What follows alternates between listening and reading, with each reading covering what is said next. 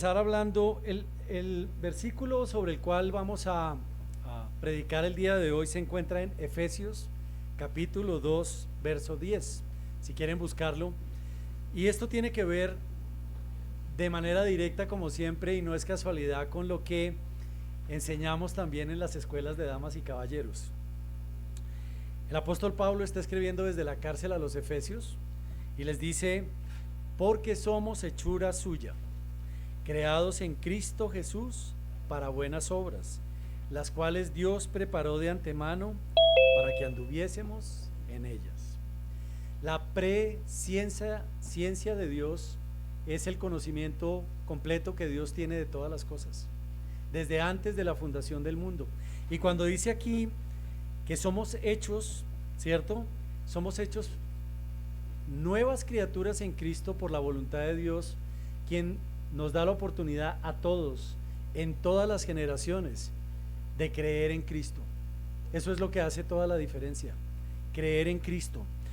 Algunos de ustedes quizás ha estudiado otras religiones y quiero que piense en esta pregunta: ¿en cuántas religiones usted primero tiene que hacer obras para llegar a lo que ellos ofrecen como salvación o perfección?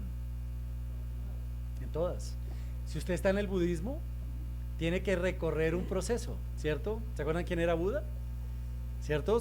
Buda era un joven rico que se dio a la tarea de encontrarse a sí mismo, y esto lo llevó a diferentes escenarios y al final, correcto, lo llevó a experimentar cosas, pero al final de sus días murió como todos los hombres. Sin embargo, algunos persiguen esa ruta de lo que ellos creen que es la trascendencia. Pero ¿cómo se obtiene la trascendencia si no tengo el perdón?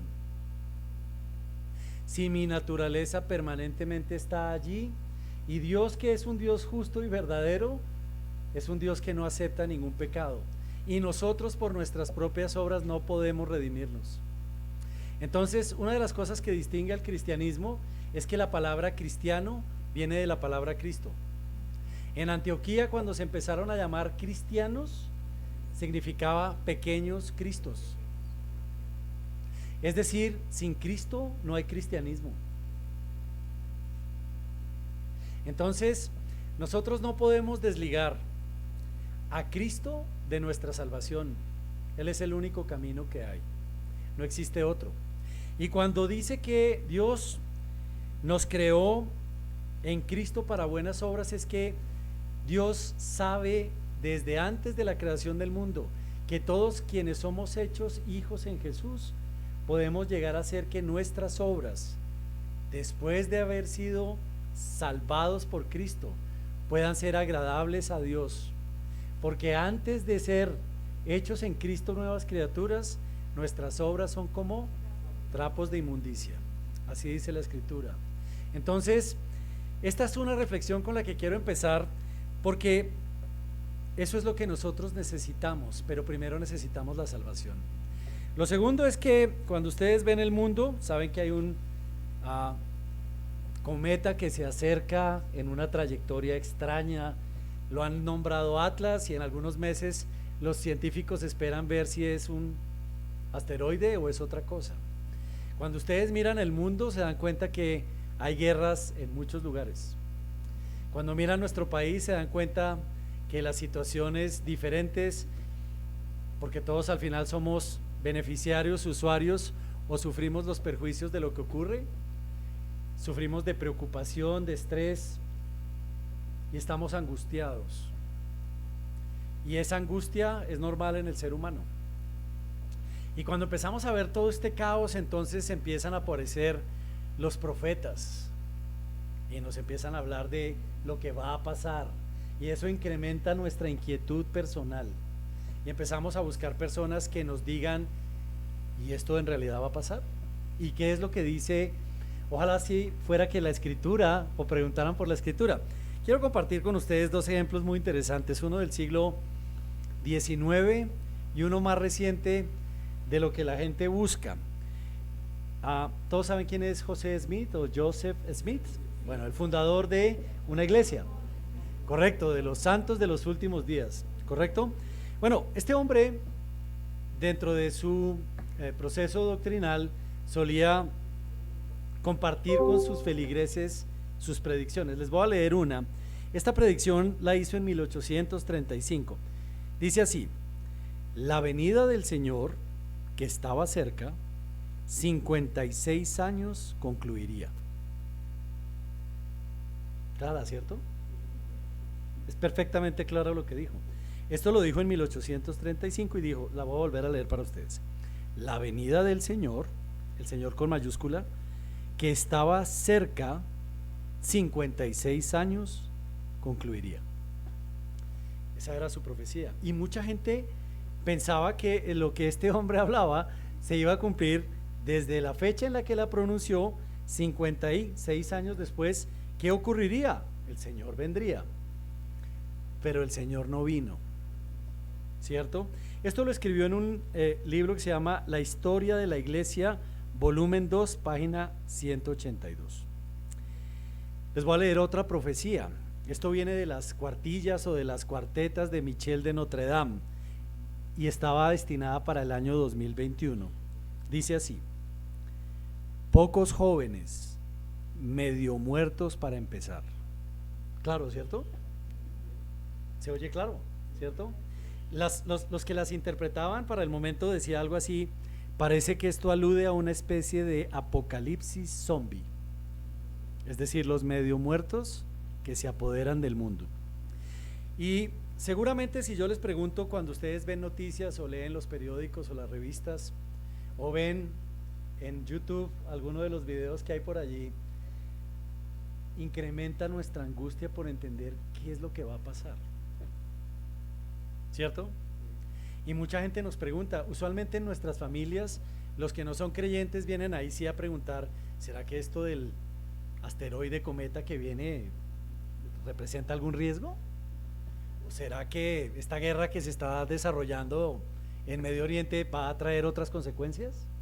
Si ustedes recuerdan, el Señor cuando salió del templo y se dirigió al Monte de los Olivos, el día martes de la semana de Pasión, le respondió a sus discípulos preguntas, porque él habló de eso, ¿cierto? Y él dejó cosas muy claras cuando las habló, pero una de las cosas que dijo es que antes que todo pasara, era un principio de dolores, las guerras, los rumores de guerras, desastres naturales y persecución. Ahora, eso viene ocurriendo desde que el Señor regresó al cielo. Para aquellos que no tienen ninguna esperanza en la vida eterna y en su salvación, estos son motivos para sentir angustia. Y a veces nosotros que estamos aquí sentados sentimos angustia por eso. Y esto tiene una respuesta en la Escritura desde hace mucho tiempo. Les voy a pedir por un momento que vayan en sus Biblias a Apocalipsis capítulo 20, versículo 15.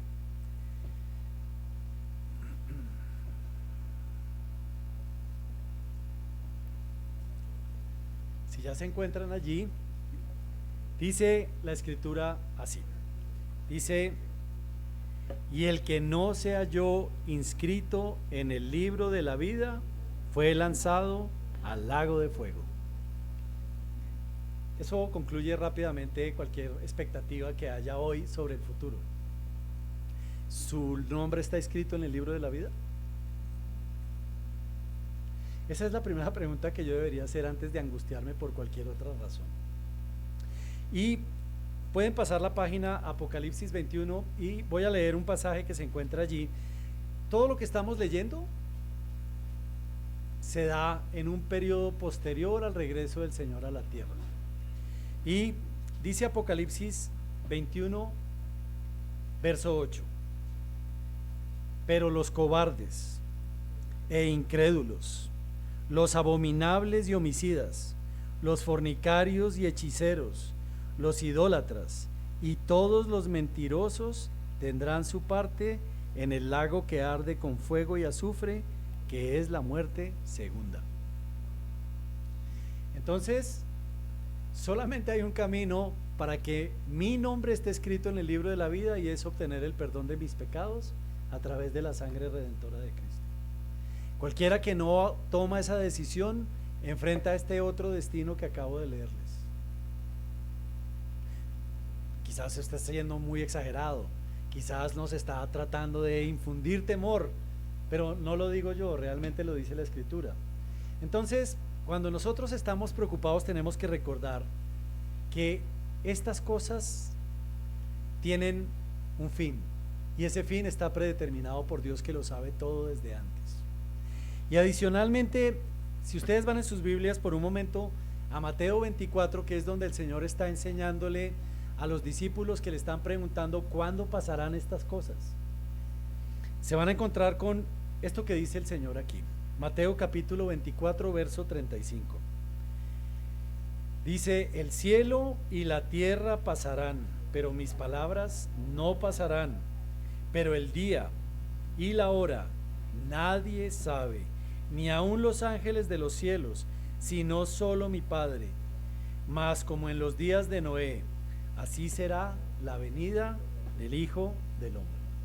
Entonces, si usted tiene su fe puesta en el Señor y ya tiene su salvación, ¿debería inquietarle alguna cosa? Ninguna, ¿cierto? De hecho, de esto no es de lo que vamos a predicar. Solo quería poner en claro que muchas veces nuestro corazón y nuestra mente no está donde debe estar. El lugar donde nuestro corazón y nuestra mente debe estar es hoy, aquí.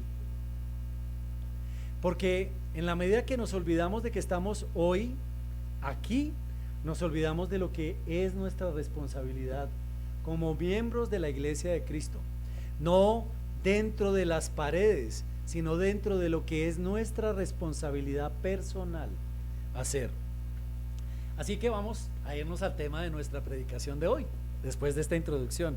Les voy a pedir el favor de que vayan a Gálatas capítulo 5 y vamos a hablar de cuál es este escenario que está ocurriendo cuando Pablo escribió esta carta. Pablo escribió esta carta después de que culminó su primer viaje misionero. La historia de Pablo es muy interesante y no la podemos contar toda, pero lo que podemos decir es que una vez que Pablo se convirtió, fue entrenado por 3 años en Arabia Saudita por el Señor, regresó a Damasco donde lo querían matar, huyó a Jerusalén, duró 15 días con 3 apóstoles y se fue 10 años al lugar donde nació. Y no sabemos qué pasó durante esos 10 años con Pablo. Esa es la vida de Pablo durante lo que nosotros conocemos de él a través de Hechos. Pero uno de los 3 discípulos que lo recibió en Jerusalén cuando lo perseguían para matarlo era Bernabé. Y a Bernabé se le pidió que fuera a una ciudad cercana a Tarso que se llamaba Antioquía. Y llamaron a Bernabé para que fuera y mirara qué era lo que pasaba allá, porque resulta que había cristianos allá. Y nadie entendía cómo esos cristianos llegaron allá, puesto que los apóstoles y todos los diáconos y los demás se encontraban en Jerusalén y en el territorio de Israel. Entonces Bernabé se fue para allá y se acordó que 10 años antes había conocido a un judío de la tribu de Benjamín que había sido convertido, y fue y le dijo: acompáñeme y vayamos juntos a ver qué es lo que está pasando en Antioquía. Y por eso llegó Pablo allá. Y resulta que ellos emprendieron un viaje que los llevó hasta Chipre, y de Chipre pasaron a lo que hoy en día es Turquía y fundaron las primeras 4 iglesias de los gentiles fuera del territorio cercano a Jerusalén y a las provincias que estaban allí, que era la provincia de Damasco. Cuando este hombre fue allá, entre otras cosas, además de fundar iglesias, lo apedrearon y casi lo matan. Se piensa que su ceguera se debe a esa golpiza. Y regresó de vuelta a Antioquía junto con Bernabé. Y cuando regresó nuevamente a Antioquía, se encontró con una situación muy particular. Y es que los judíos que se encontraban cerca de las iglesias que él fundó empezaron a hablar con los cristianos recién convertidos, a decirles: ¿Pablo les vendió que con Cristo era suficiente? No, señor, usted tiene que circuncidarse. Usted no puede comer la comida que sigue comiendo, porque esa comida no es santa. Y empezaron a inculcarle una cantidad de requisitos de religiosidad. ¿Y qué ocurrió con estos cristianos al estar lejos? ¿Quién fue su sacerdote y maestro, empezaron a caer en eso. Y entonces Pablo se enteró, y cuando Pablo se enteró, escribe esta carta. Y vamos a ver algunos apartes. Pero lo más interesante es que esa división y esa disensión que crearon estos que él llama judaizantes, eran quizás incluso personas judías que estudiaron con él en Jerusalén, y que cuando vieron que Pablo ya no era más fariseo, sino que era cristiano, decidieron que no podían permitir que esa herejía dividiera el judaísmo. Entonces, una de las cosas que empieza a ocurrir con los cristianos cuando entra la carne a actuar, cuando empiezan las divisiones, cuando empiezan los requisitos. ¿Cuáles son los requisitos? Yo necesito algo más que la sangre de Cristo para ser redimido y creer en que Él es suficiente. No necesito nada más. Pero cuando me dicen tienes que venir vestido así, y te tienes que sentar así, y te tienes que parar así, y tienes que seguir este ritual, y tienes que comer esto, y tienes, entonces resulta que Cristo ya no es suficiente. Y si Cristo no es suficiente, ¿qué clase de Salvador tengo? Porque si Cristo es Dios, ¿de qué tamaño es el Dios que me pide otras cosas además de su sacrificio? Entonces pierdo mi libertad en Cristo. Y estos hombres perdieron su libertad y empezaron a caer en disensiones y en contiendas. Y miren lo que escribe el apóstol casi al final de la carta. Vamos a leer en Gálatas capítulo 5, verso 13. Dice así: porque vosotros, hermanos, a libertad fuisteis llamados, solamente que no uséis la libertad como ocasión para la carne, sino servíos por amor los unos a los otros.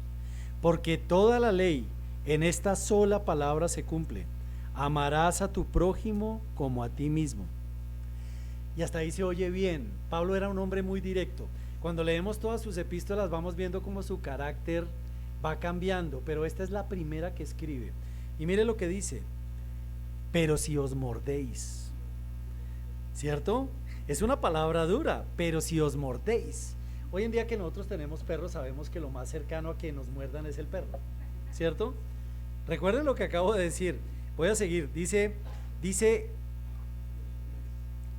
y la siguiente palabra que usa después de morder dice así, permítanme un segundo, dice: unos a otros mirad que también no os consumáis. Dice: pero si os mordéis, ¿cierto? Unos a otros mirad que también no os consumáis.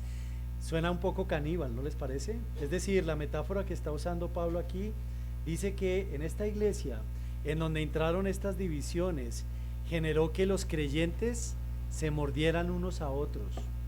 Pero no solamente se mordieran, sino que se consumieran unos a otros, ¿cierto? Y sigo leyendo. Dice, paremos un segundo para mirar las dos palabras en griego que representan esto, porque hay algo interesante cuando leemos ejemplos de lo que significa en el uso de la escritura la palabra mordéis. Por favor, vayan en sus Biblias a Proverbios 30, verso 14.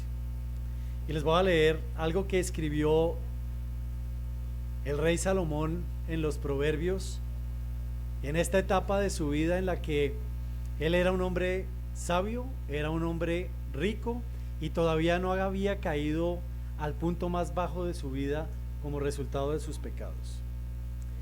Dice así, si ya están allí, Proverbios capítulo 30, verso 14: hay generación cuyos dientes son espadas y sus muelas cuchillos, para devorar a los pobres de la tierra y a los menesterosos de entre los hombres.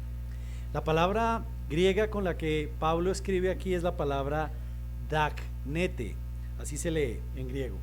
Pero lo más interesante es que si comparamos lo que dicen Proverbios, estamos hablando de una generación que muerde y se come a sus hermanos. Se oye fuerte, ¿cierto?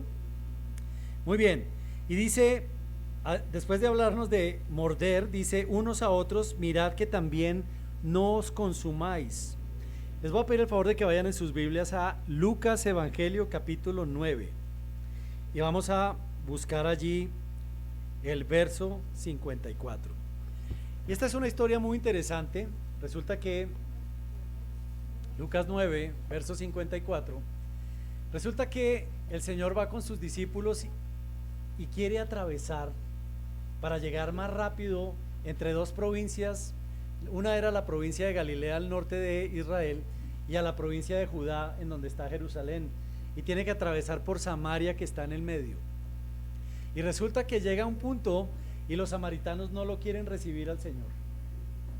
Y entonces sale Juan y Jacobo, a quienes los llamaban los hijos del trueno, y le hacen una sugerencia al Señor, y se las voy a recordar. Está ahí en Lucas capítulo 9, verso 54. Estos dos hermanos se le acercan al Señor y le dicen: viendo esto, sus discípulos Jacobo y Juan dijeron: Señor, ¿quieres que mandemos fuego del cielo como Elías y los consuma? Esta palabra consuma que acabé de leer es la palabra consuma que está en el otro lado. Los consuma. ¿Cómo se consume alguien con el fuego? Ellos querían que los quemaran, ¿cierto? Por supuesto, a lo que el Señor les dijo: ustedes no saben a qué espíritu pertenecen. Es decir, la voluntad del Señor no era destruir a la gente, sino salvarla. Entonces, recuerden esas dos palabras que acabamos de hablar.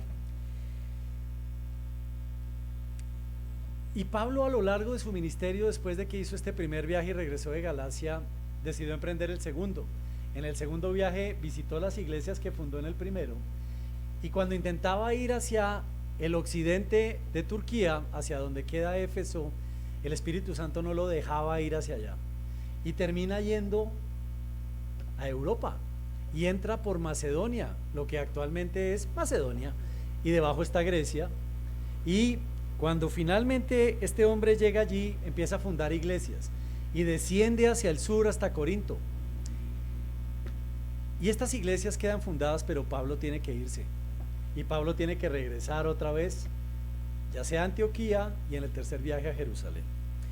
Y resulta que estas iglesias empiezan a sufrir de esto mismo, porque nosotros somos seres humanos y tenemos necesidades, tenemos deseos que nos dominan, la carne nos domina, y nosotros no somos una excepción a eso.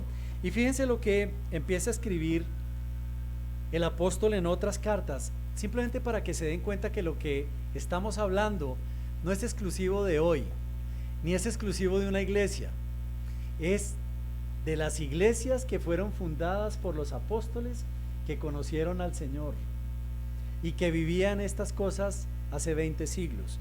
Una de las cosas que son muy interesantes cuando uno va a la primera carta de los Corintios, les voy a pedir el favor de que vayan un momento allá. En la primera carta a los Corintios, en el capítulo 1, se da una situación muy particular, y es que, y esta es la primera de 4 cartas, pero solamente tenemos 2, las otras 2 se perdieron. En esta carta, Pablo les está preguntando algo, que les está ocurriendo, que pasa en muchas iglesias el día de hoy. Y una de las cosas que dice, si ustedes miran en Primera de Corintios, voy a leerles desde el verso 10, dice: os ruego pues, hermanos, por el nombre de nuestro Señor Jesucristo, que habléis todos un mismo parecer. Quiero decir que cada uno de vosotros dice: yo soy de Pablo, y yo de Apolos, y yo de Cefas, y yo de Cristo. ¿Acaso está dividido Cristo? ¿Fue crucificado Pablo por vosotros? ¿O fuisteis bautizados en el nombre de Pablo? Este es un recordatorio de que esta iglesia le pertenece a Cristo, de que esta iglesia no le pertenece a los hombres, y que cuando nosotros ponemos nuestra confianza y nuestra devoción en los hombres, ¿cómo resulta ser pagada nuestra fe y nuestra confianza? Como suele ocurrir con los hombres, ¿cierto? Entonces, quiero que noten que esta era una iglesia muy grande y muy importante, y si ustedes se dan cuenta, esta iglesia se encuentra entre las iglesias a las que escribió Juan en Apocalipsis. ¿Se dan cuenta que esta iglesia tuvo una trascendencia fundamental en la historia de la iglesia primitiva? Pero esta iglesia sufría de este problema. Permítanme compartirles otra carta que escribió Pablo a los Filipenses. Pueden ir por favor a Filipenses capítulo 4. Cuando él escribió la carta a los Filipenses estaba en la primera prisión en Roma, estaba preso y por supuesto le llegaban noticias. Filipenses capítulo 4 verso 1. Les voy a leer lo que dice el apóstol aquí. Dice: así que, hermanos míos, amados y deseados, gozo y corona mía, estad así firmes en el Señor, amados. Ruego a Evodia y a Síntique que sean de un mismo sentir en el Señor. Pues hay dos mujeres, Evodia y Síntique, que no son del mismo parecer. Ahora, si ustedes imaginan a este hombre escribiendo desde la cárcel a una iglesia que queda completamente al oriente de donde está preso, que es Roma, pidiéndole a dos mujeres que sean del mismo parecer, ¿les parece que hay algún conflicto entre ellas? Por supuesto que hay un conflicto entre ellas. Sin embargo, Pablo encuentra las palabras correctas para decirles en quién debe permanecer nuestro pensamiento. Así es, y si permanecemos en Cristo, nuestras acciones van a ser las que Cristo quiere que nosotros hagamos. Así es. Hay otra cosa muy particular. Regresen en sus Biblias por favor a Gálatas otra vez, y simplemente para que se den cuenta que esto pasaba en otras iglesias, pero vamos a leer algo que pasó entre dos apóstoles, Pablo y Pedro. Resulta que al regreso, como les conté del viaje primero a Galacia, Pablo estaba con todos los cristianos que en algún momento fuimos gentiles, o gentiles así como nosotros, no judíos, y Pedro llegó enviado desde Jerusalén, y Pedro empezó a socializar con estos cristianos gentiles, comía con ellos la comida de los gentiles, hacía las oraciones que ellos hacían. Seguramente no podía hablar en hebreo o en arameo, sino que hablaba en griego para poder estar integrado en la conversación que tenía la iglesia de Antioquía junto con Pablo y todos los que se encontraban allí. Pues resulta que aparentemente llegaron otras personas enviadas desde Jerusalén, aparentemente enviadas por Santiago o Jacobo, el medio hermano del Señor, que era la cabeza de la iglesia de Jerusalén. Y cuando Pedro los vio llegar, se separó de los gentiles y se fue con los judíos. Y resulta que dejó de comer y de hacer las oraciones con los gentiles. Pero lo más grave es que Bernabé, que lo había acompañado a fundar las primeras iglesias, también se contagió de lo mismo. Alguien lo llamó esta mañana hipocresía. Así hubiera llamado el Señor. Era la forma en la que él solía llamar a los fariseos, hipócritas, porque se ponían una careta. Pues resulta que Pedro se puso una careta, se quitó la careta que tenía cuando llegó esta gente de Jerusalén, y él se pasó al otro lado. Dijo: fuchi, yo no me hago allá, estos no hablan como yo. Eso fue lo que hizo. Pero Bernabé también se contagió y se fue para el otro lado. Y hay una cosa muy particular, y mire lo que dice Gálatas capítulo 2 verso 11. Esto lo dejó Pablo por escrito. Dice: pero cuando Pedro vino a Antioquía, le resistí cara a cara, porque era de condenar, pues antes que viniesen algunos de parte de Jacobo, comía con los gentiles, pero después que vinieron se retraía y se apartaba porque tenía miedo de los de la circuncisión. Es decir, cuando llegaron los religiosos, dijeron: Pedrito, ¿y por qué te quitaste la sotana? No, la dejé allá atrás. ¿Y por qué estás comiendo esa carne? ¿No deberías estar comiendo kosher? Y Pablo lo dejó registrado por escrito. Esto habla de el poder que tiene la carne, el poder que tiene nuestra carne en nosotros, y la influencia que podemos tener nosotros dentro de la iglesia. Es Pedro. O sea, Pedro, este hombre que estuvo con el Señor 3 años, que lo negó, que fue restaurado, que se le dio un ministerio para que lo hiciera. Este hombre, cuando empezó la iglesia a crecer en gente que no era judía, se sintió mal cuando llegaron a preguntarle: ¿y por qué no estás aquí? ¿Estás con esos? Sin embargo, Pablo no lo hizo. ¿Hay pleitos en la iglesia de hoy? Sí hay. ¿Hay disensiones en la iglesia de hoy? Sí hay. ¿Hay divisiones en la iglesia de hoy? Sí hay. Y de eso es de lo que estamos hablando. Cuando les decía que pongamos nuestra mira en el aquí y el ahora, es aquí y ahora, en esta congregación. Falta mucha gente hoy. Sin embargo, nosotros no tenemos que olvidarnos cuál es realmente nuestra responsabilidad. Santiago capítulo 4, verso 4 dice lo siguiente: ¿de dónde vienen las guerras y los pleitos entre vosotros? ¿No es de vuestras pasiones, las cuales combaten en vuestros miembros? Las pasiones que tenemos.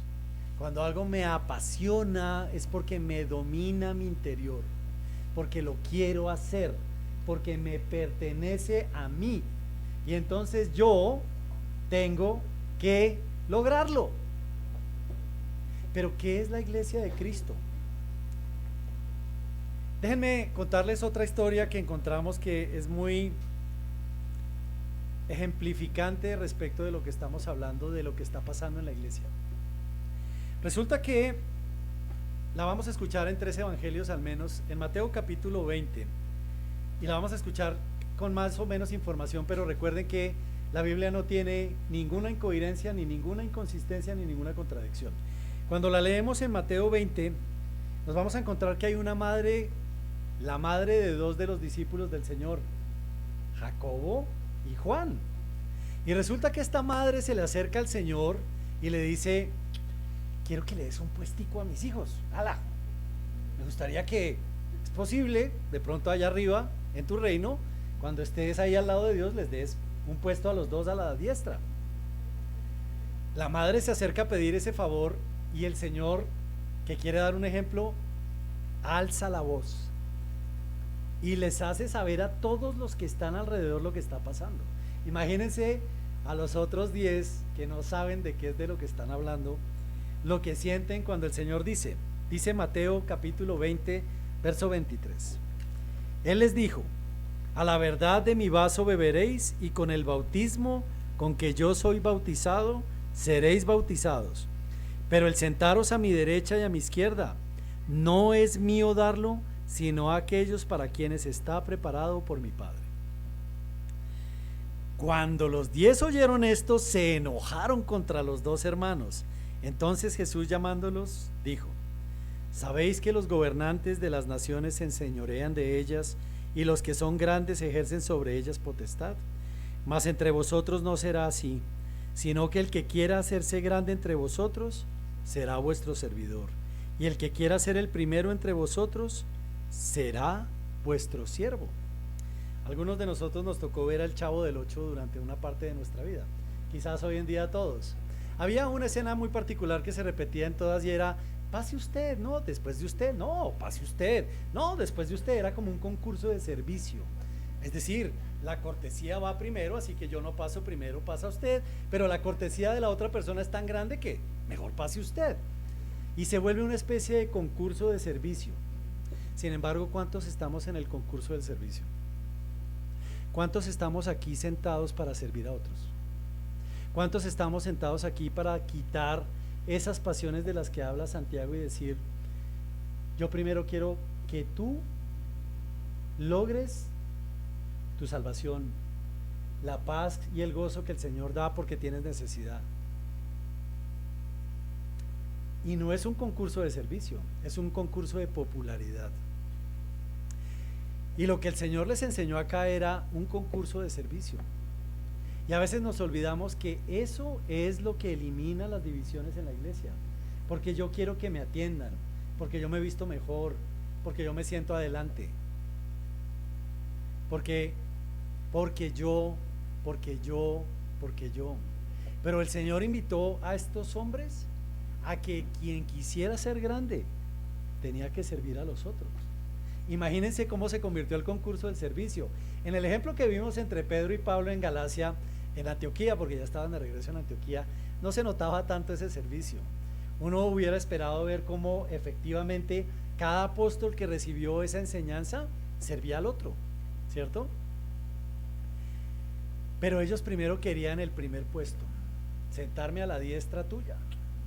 Ahí ya estamos en presencia de Dios, pero yo a la derecha, el otro a la izquierda y los otros 10,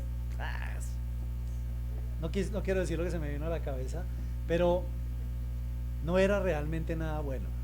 Y por eso se molestaron los demás. Y nosotros tenemos que empezar a entender que muchas de las divisiones en la iglesia y de las disensiones que vivimos aquí hoy se deben a eso, a que no estamos dispuestos a servir.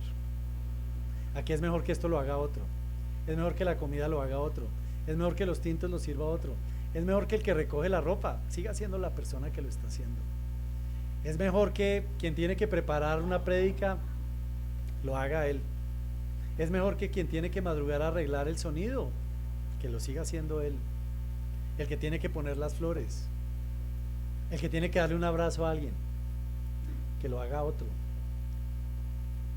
¿Por qué? Porque quizás soy yo el que necesito el abrazo, quizás yo quiero que oren por mí, pero no estoy dispuesto a orar por nadie más. Entonces tenemos que ser cuidadosos, especialmente porque tenemos que ser parte de un concurso de servicio, no estar esperando que todos los demás vengan a servirnos, a que todos los demás nos inviten. ¿Su majestad le gustaría participar en esto? No, de eso no se trata la iglesia. La iglesia es una iglesia de servicio. Y hay un ejemplo que vemos: el Señor ya había ascendido al cielo y estos discípulos, con todos sus errores igual que nosotros, seguían allí tratando de sacar adelante una iglesia que Dios les entregó. La palabra coinonía la escuchamos en todas las predicaciones, y coinonía, ¿cierto? Esta es una palabra que se usa en muchas predicaciones. Esa palabra en griego, coinonía, significa comunión. Pero les voy a leer cómo era la comunión de la iglesia primitiva después de que el Señor ascendió y les encargó a ellos que hicieran una iglesia. Dice, lo pueden buscar en sus Biblias, Hechos capítulo 2, y vamos a leer a partir del verso 41, para que entendamos que la palabra coinonía no se trata de una palabra por allí que uno pone en los sermones, sino que se trata de una actitud. Y dice así, Hechos capítulo 2, verso 41. Así que los que recibieron su palabra, la palabra del Señor que estaba proclamando los apóstoles, fueron bautizados, y se añadieron aquel día como 3,000 personas. Verso 42, escuchen esta palabra con cuidado. Y perseveraban en la doctrina de los apóstoles, en la comunión, en la coinonía, unos con otros. Mire lo que hacían: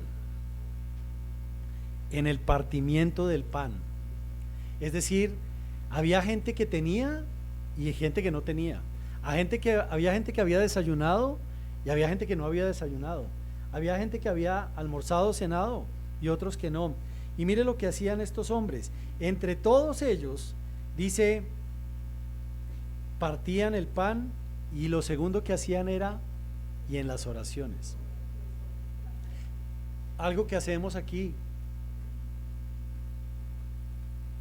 pero no siempre es por mis peticiones. ¿Qué hay de las peticiones de los demás?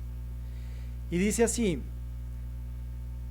todos los que habían creído estaban juntos y tenían en común todas las cosas. Si nosotros hablamos de esta iglesia, hoy todos dirían, no, es que seguramente hay un pastor que le pidió firma de escrituras, todos traspasaron sus bienes, se quedaron en manos del pastor y no hubo ninguna coinonía. Pero en esa época, los cristianos convertidos vendían sus cosas y entregaban el producto de lo que habían vendido para el servicio y el crecimiento de la iglesia. Es difícil hoy en día pedir eso. Y vendían sus propiedades y sus bienes y lo repartían a todos según necesidad de cada uno. ¿Se acuerdan que les dije que pusieran cuidado en y perseveraban? Verso 46. Y perseverando unánimes cada día en el templo y partiendo el pan en las casas, comían juntos con alegría y sencillez de corazón. Con alegría. ¿Cuántas veces el servicio que prestamos es con alegría? ¿Cierto? Porque a veces uno pareciera que está sonriendo, pero allá adentro con alegría. ¿Quién pone la alegría sino el gozo del Señor? Él es el que la pone. Y la segunda palabra que aparece ahí es sencillez. El Señor era humilde y manso, era sencillo, Es decir, no se daba ínfulas. Eso fue lo que le enseñó a Jacobo y a Juan. Dejen de venir acá a darse ínfulas. Eso era lo que el Señor criticaba de los que hacían las oraciones en público, de los que daban mostrando la mano para decir trompeta porque voy a dar. A esos eran los que el Señor llamaba hipócritas. Sencillez. Y lo otro que había, mírenlo, ahí está, alegría. Y dice, alabando a Dios y teniendo favor con todo el pueblo. Miren algo muy particular. Los primeros problemas que tuvo Pedro y Juan después del primer milagro que hicieron fueron otra vez con el Sanedrín y con los fariseos, es decir, los que juzgaron al Señor y lo mataron. Pero fíjense que aquí dice que cómo eran los cristianos. Ellos tenían el favor del pueblo. Saquen a las autoridades de ahí y miren al resto de los judíos que habitaban allí en esa zona.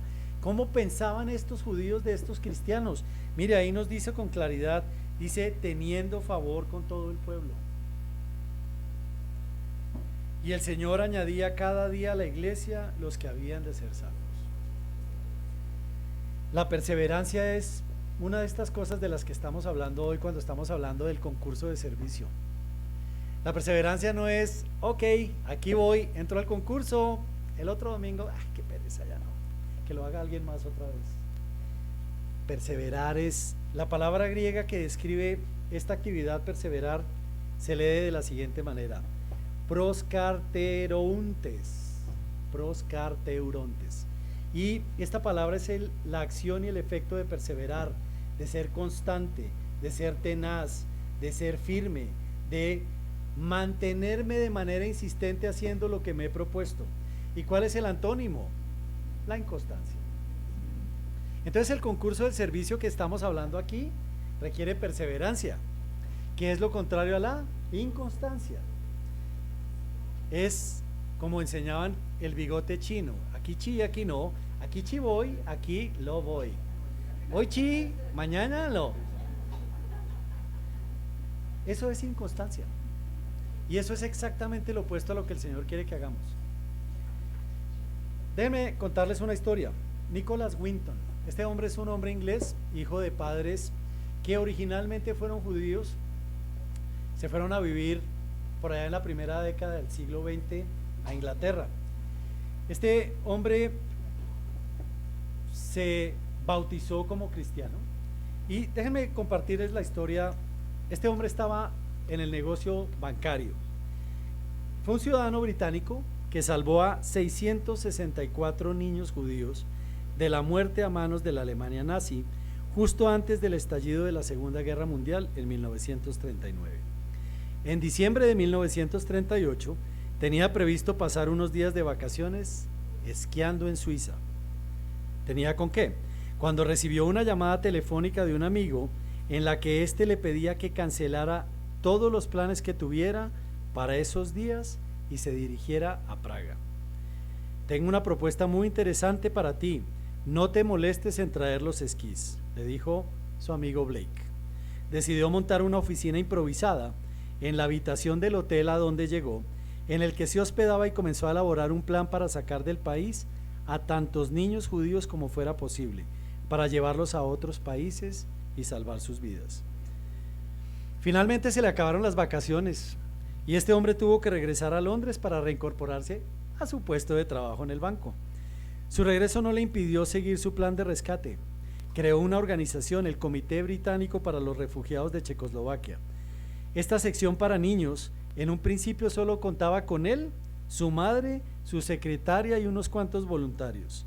Winton comenzó a publicar anuncios en los diarios británicos, en las iglesias y en las sinagogas solicitando ayuda. En unas semanas, centenares de familias aceptaron acoger a los niños y aportaron el dinero necesario para iniciar los transportes desde Checoslovaquia. Lo más interesante en la historia de este hombre es que solamente lo pudo hacer hasta el 1 de septiembre de 1939. No lo pudo hacer más. ¿Por qué? Porque los nazis invadieron Polonia, cerraron las fronteras y el último tren con niños quedó detrás de la frontera y nunca se supo más de él. Y este señor hizo hasta donde pudo, Él era el empleado de un banco, Inglaterra entró en la guerra, la batalla de Inglaterra empezó en junio de 1940 y Hitler se dedicó a bombardear Inglaterra con todo lo que tenía y al final, como resultado de la guerra, finalmente Alemania perdió y se empezó a conocer más qué era lo que había pasado con los judíos.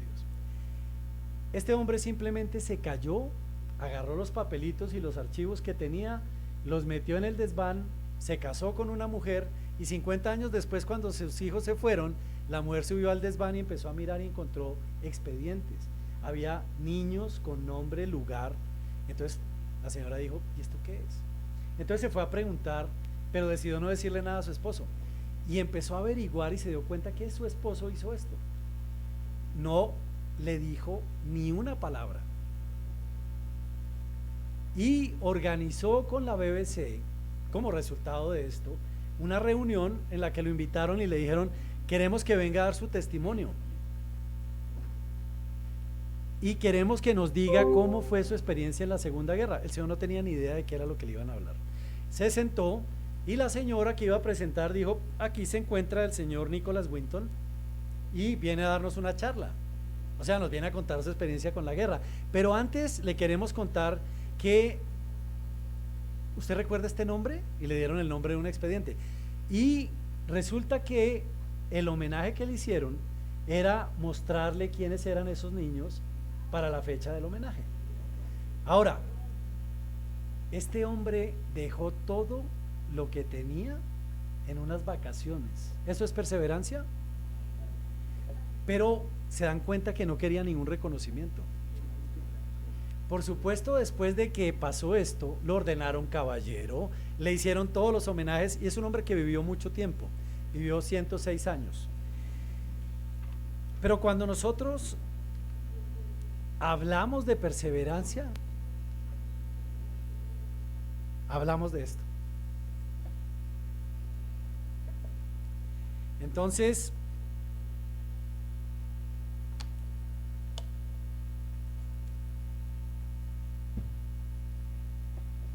tenemos que perseverar. De eso se trata nuestra función en la iglesia. Ahora, la perseverancia es solamente una parte. Veamos la segunda parte que Pablo nos enseña en esta carta. Porque si dejamos que nuestra iglesia empiece en los colmillos y nos comamos y nos consumamos, sin tomar el rol que nos corresponde, que es estar en el concurso del servicio, no vamos a poder cumplir la segunda parte. Si ustedes van en sus Biblias, vayan a Gálatas capítulo 6 y esta es la segunda parte. Yo vengo y sirvo, pero una de las cosas que Pablo nos enseña aquí tiene que ver con algo que el Señor les enseñó a sus discípulos y lo pueden ver en Mateo capítulo 5 verso 41. Les voy a pedir por un momento que recordemos lo que el Señor les dice en lo que llamamos el Sermón del Monte. Dice: y cualquiera que te obligue a llevar carga por 1 milla, ve con él 2. Esto era una obligación que tenían los judíos, que se las impusieron los romanos, cuando los mensajeros que trabajaban para el imperio tenían que recorrer distancias para entregar un mensaje. Iban con un caballo, iban con una carga y iban con un mensaje. Obviamente, cuando tenían que recorrer los kilómetros y millas, estos hombres se cansaban y el imperio les dio el derecho de agarrar al primero que estuviera por ahí y decirle: venga y me ayuda a cargar. Y el Señor les decía, los judíos odiaban a los romanos, de hecho odiaban a todos los gentiles, pero una de las cosas que más odiaban era que un soldado los parara o un mensajero y les dijera a cargar, porque tenían la obligación de cargar durante un lapso de tiempo y una longitud de una distancia la carga que llevara el mensajero. Y el Señor les dijo: cuando te pidan que cargues 1 milla, carga 2. Y lo que Él les estaba tratando de enseñar es que cada uno de nosotros lleva su mochila encima, cada uno de nosotros lleva su propia carga, pero nosotros tenemos que aprender a cargar la carga de otros. Y mira lo que dice Pablo en Gálatas capítulo 6 verso 2, dice así: sobrellevad los unos las cargas de los otros y cumplid así la ley de Cristo. O sea, Cristo enseñó una ley, y es lo que cita aquí Pablo, y es que nosotros tenemos una responsabilidad y es sobrellevar los unos las cargas de los otros. Aquí hay personas que tienen cargas más pesadas que la mía. Aquí hay personas enfermas, aquí hay personas sin trabajo, aquí hay personas que no tienen con qué comer, y yo tengo todo eso. ¿Estoy sobrellevando la carga de los otros? ¿Le he preguntado a alguien por qué está así o qué necesita? ¿O estoy esperando que se paren aquí adelante y nos digan, hermanos, es que no tengo trabajo? Hermanos, es que hoy no tengo para la cena. ¿Alguno está esperando que se pare alguien aquí y le diga eso? Entonces, tenemos que sobrellevar las cargas de los demás. Y dice así, verso 3, porque el que se cree ser algo no siendo nada, a sí mismo se engaña. ¿Se acuerdan que hablamos de yo y mis pasiones y mis necesidades? Porque primero estoy yo. Y sigue así, verso 4, así que cada uno someta a prueba su propia obra y entonces tendrá motivo de gloriarse solo respecto de sí mismo y no en otro.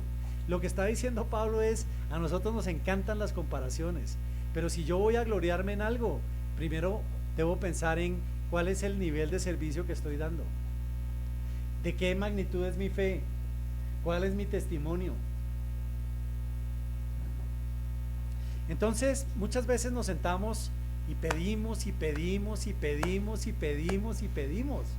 Y en las reuniones de oración seguimos pidiendo. ¿Y qué hay de las peticiones de nuestros hermanos? ¿Y qué estoy haciendo por esas peticiones? Perseverar, ¿se acuerdan qué era? Perseverar es constancia, resiliencia, no con el ánimo de sentarme a la izquierda o a la derecha como quería Jacobo y Juan. Y hay algo muy interesante que dice en el verso 5, dice, porque cada uno llevará su propia carga. Lo que Pablo está diciendo aquí es, yo ya llevo la mía, yo llevo mi mochila, y puede tener más o menos piedras, y quizás me parezca que es pesada, pero no es suficiente para cumplir con la ley de Cristo llevar la mía. ¿Se acuerdan lo que leímos en 6.2? Tengo que llevar la otra. ¿Cuántas veces estoy dispuesto a decir, me van a doler los piecitos, me va a doler el hombro cuando me ponga la otra carga? No voy a caminar una, sino 2 millas. Y quizás alguien más la tome la posta después de las 2 millas. Pero no podemos venir solamente a la iglesia y sentarnos a escuchar. No podemos esperar que los hermanos que siempre hacen las cosas, tranquilo, que ellos son buenísimos en ese servicio. ¿Cuál es el papel que yo voy a tomar en esto? Entonces, déjenme darles algunas conclusiones. Si nosotros queremos llevar las cargas de los demás, tener una actitud de servicio como esta competencia de servicio de la que estamos hablando, la Escritura nos enseña que primero tenemos que trabajar duro. En 2 de Tesalonicenses capítulo 3 verso 11, cuando les escribía Pablo a esta iglesia decía, porque oímos que algunos de entre vosotros andan desordenadamente, no trabajando en nada, sino entrometiéndose en lo ajeno. Eso es duro, ¿no? Está hablándole a una iglesia, a la iglesia de Tesalónica. Todos son cristianos. Y está diciéndoles, hay algunos de ustedes que no trabajan, pero no solamente no trabajan, sino que andan en chismes, andan murmurando de sus hermanos. Así es. Y eso es contrario a lo que Cristo nos pide. Seamos cuidadosos. Las divisiones y las disensiones, que es de lo que estamos hablando aquí, requieren que yo sea consciente de cuál es mi obligación, mi responsabilidad y cómo es trabajar duro. Y una de las formas de trabajar duro es, no se meta chismoso, no se meta murmurador. No le gusta el vestido de alguien, dele un abrazo y felicítelo, en vez de cuestionar cuál es su ropa. Quizás no tiene para comprar otra. En paz y humildad. A los filipenses, a los que les escribía desde la cárcel, decía Pablo, Filipenses 2 capítulo 3, nada hagáis por contienda o por vanagloria, antes bien con humildad, estimando cada uno a los demás como superiores a sí mismo, no mirando cada uno por lo suyo propio, sino cada cual también por lo de los otros. Dejemos de estar todo el tiempo pensando en que soy yo el que tiene que resolver su problema. Yo necesito que mi oración me la responda Dios. De hecho, la responden y tampoco le damos la gloria. En ninguna parte decimos, gracias Señor porque no tenía un trabajo y me lo diste. Gracias porque estaba enfermo y me sanaste. No, simplemente se desconecta, quita el cable del amplificador, que ya no suene mi guitarra y ya Dios hizo su parte, yo sigo tranquilo. Pacientemente. Una de las cosas que Santiago nos enseña en Santiago capítulo 5 verso 7 es lo siguiente, dice: por tanto, hermanos, tened paciencia hasta la venida del Señor. Muchas veces somos impacientes. Mis tiempos, mi comprensión no es la misma de los demás. El Señor responde siempre, pero yo no le puedo doblar el brazo al Señor, ni lo puedo obligar a decir sí cuando la respuesta es no, o cuando el silencio es permanente. Vaya a la siguiente petición. Si es la voluntad del Señor, Él la va a hacer, pero si no es la voluntad, no la va a hacer, y usted no lo va a poder obligar, porque es Dios. ¿De acuerdo? Y sigue así: mirad cómo el labrador espera el precioso fruto de la tierra, aguardando con paciencia hasta que reciba la lluvia temprana y la tardía. Tened también vosotros paciencia y afirmad vuestros corazones, porque la venida del Señor se acerca. Vayan un momento al Salmo 145, por favor. Este es un salmo muy conocido de David que cantamos aquí.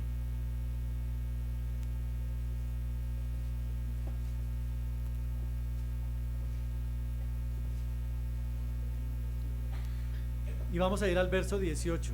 Esto dice el salmista cuando canta, dice: cercano está Jehová a todos los que le invocan, a todos los que le invocan de veras. Cumplirá el deseo de los que le temen, oirá asimismo el clamor de ellos y los salvará. Dios va a dar todas las respuestas. Pensemos en los demás. Esta es la clase de mensajes en las que uno también, para concluir, debe hacer la siguiente reflexión. Déjenme hacer esta reflexión que está en sus Biblias. Vayan por favor a Génesis capítulo 19. Y vamos a leer un pasaje que ustedes conocen bien. En Génesis capítulo 19 encontramos la historia de los ángeles que van a rescatar al sobrino de Abraham. Y en el verso 17 dice así: y cuando los hubieron llevado afuera, dijeron: escapa por tu vida, no mires tras ti, ni pares en toda esta llanura, escapa al monte, no sea que perezcas. ¿Por qué le recalcaron esto claramente los ángeles a Lot, a su esposa y a sus hijas?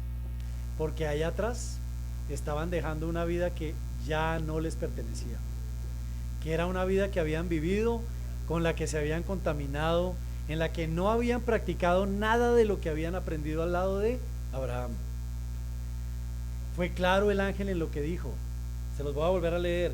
Dice: escapa por tu vida, no mires tras ti, ni pares en toda esta llanura, escapa al monte, no sea que perezcas. ¿Qué había en nuestra vida anterior? Muerte, porque el pecado es muerte. Y si nosotros queremos realmente hacer una transformación, tenemos que aprender de aquí a hacer lo contrario a lo que hizo esta mujer en el verso 26. Entonces la mujer de Lot miró atrás, a espaldas de él, y se volvió estatua de sal. ¿Entienden el mensaje? Si nosotros vamos a empezar a servir y no lo estamos haciendo, hoy es el día. Si nosotros queremos ser, como dijimos, trabajadores duros, en paz y humildad, pacientemente y fielmente al Señor, dejemos de pensar solamente en nosotros y tomemos nuestra responsabilidad en esta congregación. Ese es el llamado. Amado Dios, Padre hermoso, te damos gracias por tu palabra, porque eres tú quien nos llama. Guarda esta palabra, Padre, para que empiece a obrar en nosotros y a transformar nuestro carácter, nuestra vida, y para que tengamos una voluntad activa siempre para servirte y servir a otros, que es lo que tú nos pides. Pedimos esto en tu santo y precioso nombre, Señor Jesús. Amén. Gracias a todos. Gracias al Señor.